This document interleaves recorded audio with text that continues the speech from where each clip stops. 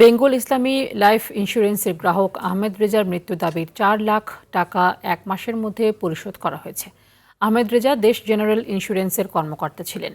বিকেলে রাজধানীর গুলশানের বেঙ্গল হাউসে আহমেদ রেজার মৃত্যু দাবির চেক তুলে দেন বেঙ্গল গ্রুপের ভাইস চেয়ারম্যান মোহাম্মদ জসিমউদ্দিন। আহমেদ রেজার পক্ষে চেক গ্রহণ করেন দেশ জেনারেল ইন্স্যুরেন্সের ব্যবস্থাপনা পরিচালক ও সিইও মোহাম্মদ খানম। চেক হস্তান্তরের পর মোহাম্মদ জসিমউদ্দিন বলেন, স্বল্প সময়ের মধ্যে বীমা গ্রাহকের মৃত্যু দাবি পূরণ করা জরুরি। তিনি আরও বলেন, বেঙ্গল লাইফ ইন্স্যুরেন্স গ্রাহকদের দাবি যথাসময়ে পূরণে বদ্ধপরিকর। এ সময় বেঙ্গল লাইফ ইন্স্যুরেন্সের ব্যবস্থাপনা পরিচালক এম মনিরুল আলম উপস্থিত ছিলেন।